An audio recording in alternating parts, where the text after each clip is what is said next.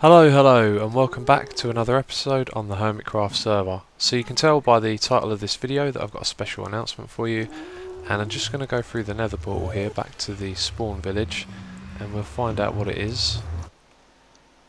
And oh, who's Hey, this? hey, hey, hey, hey, hey. Hey, it's Cube Hamster.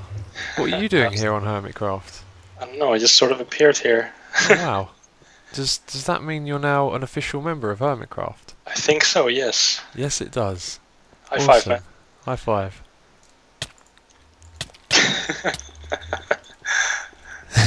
Yeah, you can stop now, man. We're fighting already. If you want to go, I got my sword. I got my bow, man. So yeah, I actually showed Cube Hamster around earlier, so he's seen everything here at the spawn village, and you guys have already seen it, you know, loads of times in other people's videos as well. The slime farm now works really well in 1.3 as well. Yes. But yeah, Cube, you've been building a house here, I've heard. I've sort of started, yes. Alright, is it much to show yet? Not really. Oh. We could take a look, but... oh, creeper. Oh. If you let it blow up on the half slab, it'll only blow up the half slab and nothing else around it. Okay. That's what happened to this half slab here. That's a memorial. Rah! Cube Hamster has joined the server. Indeed. Awesome. So, yeah, let's go see where you're putting your little house. I don't know, what do you plan to do? Build something big or small or... Biggish. Oh! Are you building a tree house? Mangrove treehouse, yes. Sweet. That's gonna look cool. I hope it's gonna be. Yeah, no, it looks like you got it off to a nice start, nice natural looking thing. You haven't built a big cylinder like I did. No, I'm like just starting at the roots and then working my way up. Now the way you're doing it will turn out great, I can tell. Got like the natural thing going on. Here, you need some torches on this thing, man. It'll turn into a blooming mob farm. You got to think survival, haven't you? Yeah, man, it's like eating. All of a sudden I have to eat food and stuff, and then I was gathering materials in the tree farm, and that was taking ages. So it's gonna be some taking used to. I need those torches though, because I was sort of scuba diving with them. Yeah. Because the roots already go all the way to the bottom, but that's actually pretty deep. So maybe have some extra torches, because that was like my air supply down there. Here you go. Oh. Cheers. Yeah, but I'm already like, I think I had like 6 stacks of wood. Yeah. And they're gone already, so... Yeah, you'll go for it quickly, trust. One thing I like to do is put a load of saplings down in a field and then just grow a huge grid of trees and then put on some music and chop it all down, which can take a long time, but I don't know, just a little thing I like doing. So yeah, why don't you tell people what it is you plan to do here on the server?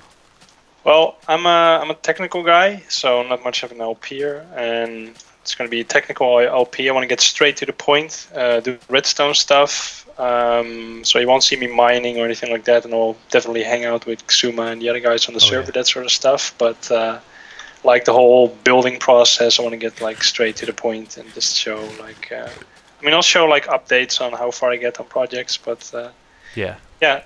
Most of the stuff I've done on my YouTube channel has been sort of not really very resource friendly, because I only do creative stuff. And now I'm sort of hoping that playing survival, I have to come up with some alternative solutions that are a bit more resource friendly and more nicer for people to use. Yeah. I think you'll find that the game will motivate you to find things as well. Like the amount of challenges there are. Yeah, you've already... I got like the tree farming is, I think it's slow. It won't get any faster, trust me. Yeah, but that makes me even more eager to try and do it. You saying that it's not possible to make it faster? Yeah, I guess so. I'd like to see you prove me wrong. So yeah, that's what I'm working on. Awesome. Well, it's good to have you on board, man. I'm glad to be here. Finally, yay. Yeah. So this episode I have a new project in mind, and I'm still working out the details of it, but it's going to be built over there in the hub area of the island. But I've been working on the cocoa bean farm while I've been thinking about that, and despite me missing out a simple little change I need to make, I need to put a block not in front of the dispenser but one block out, so the water doesn't spread out by one block into this lane here, which is why this bit's dug out. But yeah, I had a problem with this anyway, and the problem was that when you activated the dispensers with levers, they didn't really work properly. So if I were to flick this, it would pour out the water, and then I would flick it off and the water would actually stay out. So you had to use the lever twice in order to get the water in or out, so it didn't really work like a lever. And I was hanging out on the JL server with the guys there, and Preisi actually had a solution for this, which he was kind enough to share with me. In fact, he also made a video on it, so I'm going to put a link to that in the description box. But what we have here is the dispensers are already powered by the block underneath, because we've got these levers and they've all been turned on. And so using what could be a redstone glitch, or perhaps just the way redstone dispensers work, we update the redstone wire that you can just see going across the top there, and then it will dispense and retract the water each time that it's updated. So that means it's on at the moment, the water's retracted. If we update it, then the water's going to come out, and then we do this again and the water's going to go away. So now this actually works like a proper lever, which is great. And what I want to do next is put those blocks in front of the dispensers, and then maybe put some signs across the bottom here, and then a water system below it, so we can collect all of the drops. And this is just me messing around with this at the moment. I'm not going to leave this farm out here. If I do decide to take it further, then I'll build it somewhere proper with a building for it and everything. But the main thing I'm thinking about at the moment is the effectiveness of it, like in terms of how you use it. So at the moment when I pick up the cocoa beans, I just place them like this, and the way to make this part effective would be if I stand in one position, I get the maximum range of placing them. So if this farm were to be finished, in my eyes, the wood that we have here would probably be a lot higher, so I'd be placing them like this and clicking all the way down as far as I can click, so then you can just walk across in a line, place them like that. But I'm probably overthinking things here. Let me know if you like the design or not, and maybe I'll work on it some more. But I'm just going to make a few modifications to it and then we'll check it out. I've added a glass block in front of each of the dispensers, so now the water won't flow onto this bit here. And also the collection point is too wide because the width is even. And I was thinking that's a bit of a shame, but then if we were to add another dispenser over here, it would have two jungle wood blocks either side of it, so that would make the width an odd number, and then we would have a single collection point because of that. But anyway, I don't think this is going to work because some of the drops are now going to land on the side, yep, and in front like this as well. So maybe it was a good thing that the water actually flew out into the front. Maybe that way we could capture all of the drops if we put some blocks on the sides here. But anyway, this needs a little bit more work.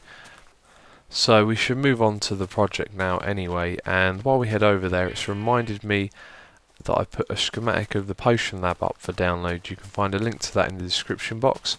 The reason why is just because I kept getting requests for it, and I'd actually deleted the map that it was on, but I managed to recover it. And yeah, I made a schematic out of that. We need to also put the sandstone stairs in here, and then this room will be complete. Oh, iron. Yeah, someone's been putting these blocks around my base. I don't know who's been doing it. They're all over the place, but thank you for the free iron, I guess. So the project that I had in mind was to build a dispensary area, and this is something I think I mentioned in a previous episode. You would be able to go into a room and there'd be loads of dispensers with all the useful items that you need in them. So that would include like some of the tools that you have and food and things like that, and you can just walk up to it, press a button, and it'll give you all the things that you need. That could also include kits like picks and, let's say, boots with feather falling for when I go into the nether and go looking for glowstone. It could also give me a fire resistance potion as well. And this is the area that I'm going to go build it in. I've already started hollowing this out, and as well as doing the dispensary area, I also want to make it a enchantment room as well. So I kind of got this image stuck in my head of a nice wide and long room. I mean, it's going to be wider than this, but as you walk into it, there's going to be the enchantment bit in the centre, and then a nice level floor around the top of that, so that's going to be like in a dip. And then around the walls you're going to have dispensers and signs letting you know what's in them, and some of these dispensers will need to work differently because they would distribute different amounts of items. So let's say I want to grab a stack of torches, I'm going to need a dispenser to fire out 64, so it means I get to have fun with redstone. I know a lot of people have been putting out videos about a month ago, I think quite a few of them came out, where people were making dispensers give you exact amount of items based on you pressing a button to activate it or something along those lines. And although I watched them at the time, I think it'd be fun just to figure out some of these things for myself, so I'll be doing, you know, a little bit of redstoning for that. And I think that's all I wanted to have in the room really. The enchantment bit in the centre, and then dispensaries around the outside. I think there might have been something else I decided could go at the end, but I've forgotten that at the moment. So what I'm going to do is just continue making this area bigger until it feels like I've got the right size. Maybe start work on some of the aesthetics and placing some of the dispensers, and yeah, just see if we can get this room to start coming together. Okay, I've finished the first part, which is the little entrance room at the top. It's funny how when I built the layout for this, I thought having the slope down corner bits would be a really cool way to enter the room, but because the rooms are going to be square, which means, you know, they're always going to be at a side like this, it always makes this kind of awkward. So I thought this wouldn't look very good, and it actually turned out to be pretty decent, I think. The reason we have another one of these in the corner, despite it not really being needed, is because part of the potion lab, the little pathway down at the bottom, just down there, the top of that actually intersects where we would have had the corner of this room. So that's why I've done it like this, and I thought that would make it look awful, and actually I really like how it looks with it. I think it looked pretty good without as well, because then we could put like maybe a couple of chests over here or do something with the space, but otherwise it does actually look really good. So from up here you can see that I had to raise the land around here a bit, but that's fine because I think I mentioned my idea for this before. You can see a little pigman over there, I'll talk about that in a moment, but was to basically have pathways, long stretching pathways leading into each of the portals, and then a sort of pyramidy shape leading upwards to the centre. So all of this bit would be covered in the future, and when we do that it means we can do terraforming around the outside and cover all of this up. And yeah, the pigmen, they can come through the portals now. And the way it works is there's basically a chance every now and then that a pigman can spawn next to the portal, and then a pigman will appear in the overworld. So let's kill this guy. There might actually be more than one around here, so I might get attacked in a moment, which would be quite funny. So some of you may have had the same thought as me when you found out about this pigman coming through the nether portals feature. I tried to make a farm out of them, and what I did was I built rows and rows of these nether portals up in the sky, and so the pigmen would spawn and then maybe walk off the edge and fall down to their death. But it turns out that the more portals you have doesn't increase the chance of a pigman spawning. So unfortunately it doesn't really make a good farm. If you were to try and make a farm out of it, then you'd get incredibly slow rates because it's about one pigman every 5 minutes, or at least that's what it seems like to me. So at the moment I'm trying to figure out where the roof should go so that we have a decent view of the room. And with the ceiling like it is at the moment here, I've built a small section. We've got solid blocks behind these upside down stairs. It kind of cuts off the view of the other side of the room, which is not something we want. So I've also tried this with half slabs as well, and the problem with that is that it creates a lighting glitch. So let's just place some of these, 1, 2, 3, and now you'll see the lighting glitch in the middle. So that would mean that I have to remove all of the blocks above it, which would be a bit of a pain, but the view is definitely better. And the other thing that I haven't tried is to put solid blocks behind these stairs, so the roof is where it is at the moment, and if you just look at it like that, I think that's actually going to work best because you can just about see the roof as it is, and then when you're down here you can see a lot more of it. You could even incorporate a pattern that you could possibly see a part of from up here. And this may seem a bit looking into it too much, but I think these things are very important. Just small things like that, making sure you get the height of a room correct, can have a big difference. And actually thinking about it, even with the half slabs here, we cut off our view of this side of it, so I think I'm going to go with removing all of this dirt and replacing it with stone bricks.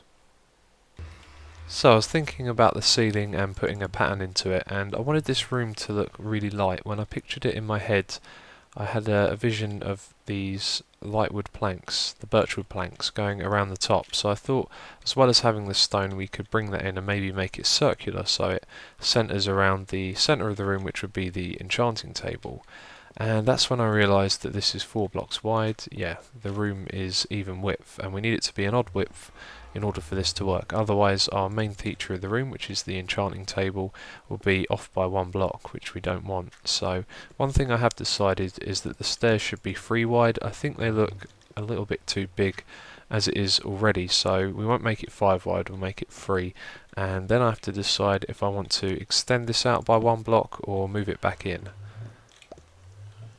I decided I'd move the wall over by 1 block, that way the room is bigger. I think it's just about the right size now.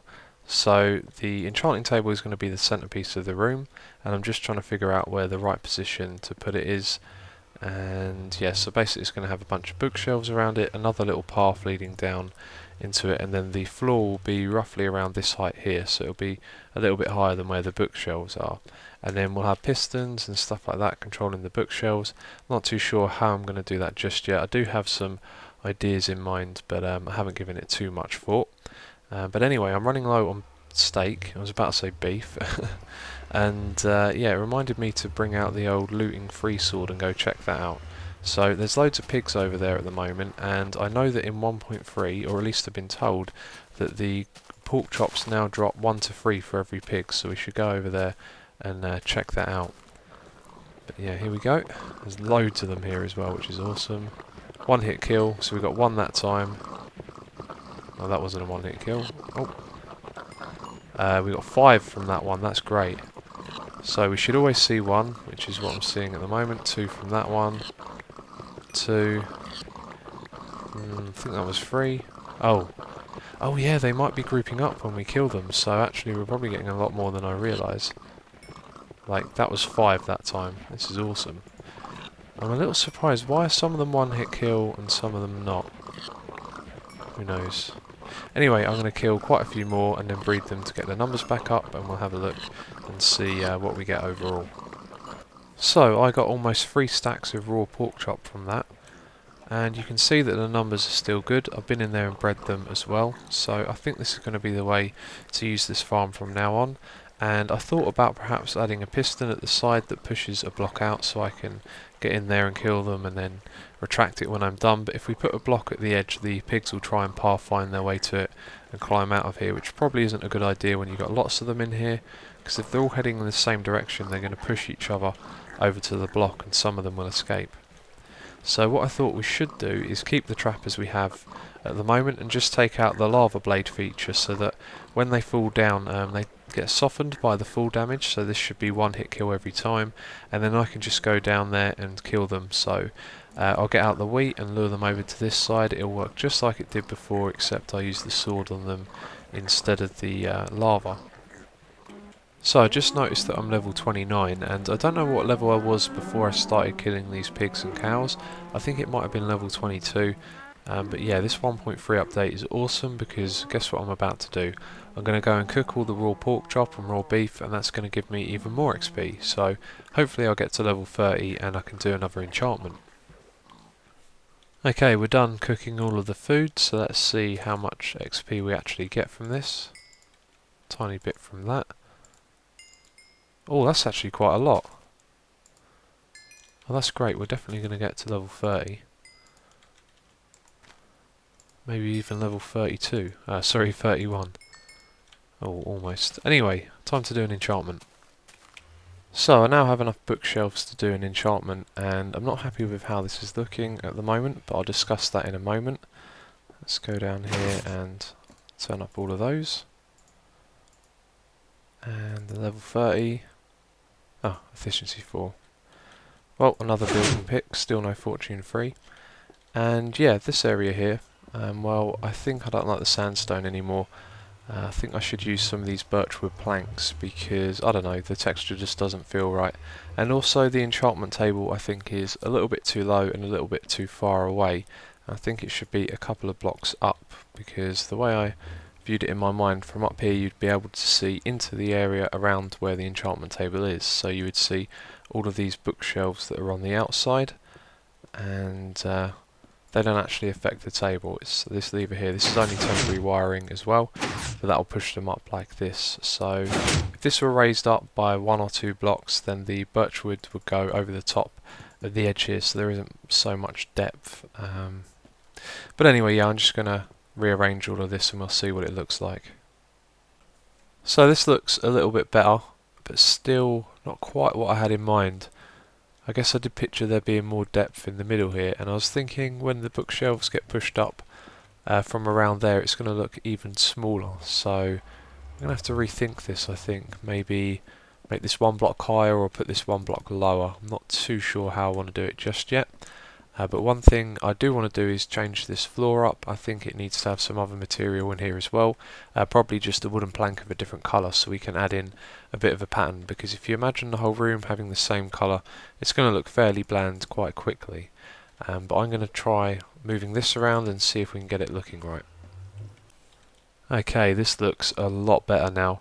And what I did here was I lowered the enchanting table by 1 block, so I didn't raise it up. I thought about doing that, but I think the floor was just at the right height, and yeah, it looks real good now. So it's these ones in the floor that are going to pop out and work with the enchanting table, and when they're extended I think it will look pretty good as well, but I should probably wire it up and have a look and see what it looks like. But what I want to move on to next is working on the walls. I don't want to have these big flat walls like we have at the moment. I want to bring in some shape to it and have some patterns as well.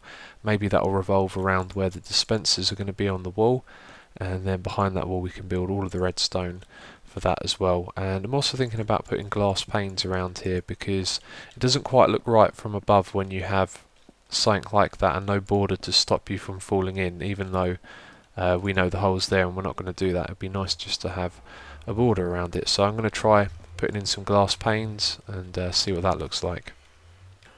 Not too sure about how that looks. Because these are half slabs, it means that this is half a block up, so I don't know, it's quite big actually, and it's quite dominant as well. Although we haven't seen the rest of the room built around it yet, so I'm probably going to leave that for the moment and then we'll take a look at it again when more of this room is done. So I'm starting to wonder if I've really got the right scale going on here, because I've just built this roof and it's kind of how I wanted it to look, but also very blocky. Well, circles always are in Minecraft. I guess I had quite a vivid image of what I wanted this room to look like, and I guess that doesn't translate too well into the blocky form of Minecraft, but it does look fairly good. I pictured there being more wood up there. You can see I've put some between the smooth stone and the stone bricks, and I think at the moment this ceiling is risking being very grey, so we're going to have to bring some more colour into it, and I was thinking maybe we could have some birchwood support beams coming across or something. I'll play around and see what I can come up with. Okay, so this looks fairly decent, but it's not quite what I wanted to do.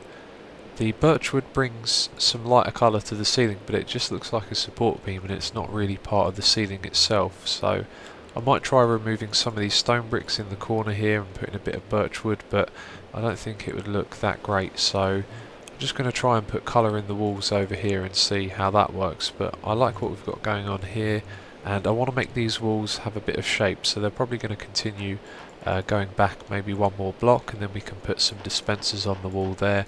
Maybe break it up into these 3 sections that I have, so we could have, say, 2 dispensers in each one. I'm not really sure what's best though.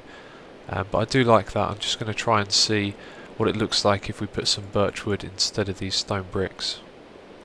So this looked a lot better than I thought it would, although I probably won't keep it like that because it reminded me of lighting, and I thought perhaps we could put some redstone lamps up here. And oh, this also isn't centered to the circle in the middle as well, so I might try moving them inwards a little bit and putting some lamps around the place, because at the moment we don't really have much lighting in here. I have no idea what I'm going to do for lighting in this place. It's possible that this block could be transparent because it's not a full block, so I can actually put like a jack-o'-lantern or a piece of glowstone under there. In fact, I'll try that now and see what happens. Okay, you can see it's dark in here. I've removed the torches from the sides, and if we just remove this block, you can see it's light and it stays light, so that's the lighting sorted out in this part of the room. So the redstone lamps, they look okay. Nothing special, but I was thinking that it might actually be better to put them over here. We've got this nice 3x3 space. We could put them in the center on each one over on this side, and lighting isn't too important in this room because it's all made out of half slabs, so we don't necessarily have to light all of this floor up, and perhaps by having the light over on these sides we draw more attention to the sides of the room where the dispensers are, so I think that would probably look better all around. Okay, so this is looking good, and we've used some upside down stairs and normal ones as well to add a little bit of shape to that wall, and I think it looks fairly good. I'm not too keen on the smooth stone over here anymore, so I might change that to something else. And I think the main problem with what we're looking at the moment is the floor. It doesn't quite feel right, and as well as that, mobs can also spawn on this one here and this block over here as well. So we need to sort out the lighting, which gave me the idea to use redstone lamps. So maybe we could make it that all the redstone that goes on behind the walls where the dispensers are could actually leave the redstone lamp powered, so it provides some light at the front here. Although I'm not sure, maybe too much lighting would be a bad thing.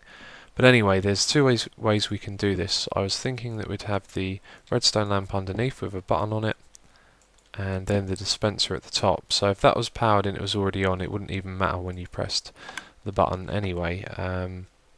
Don't really like how that sits out too much. It might look better when you've got a couple of these in a row. And the alternative would be to put them back here. So let's see how that looks as well.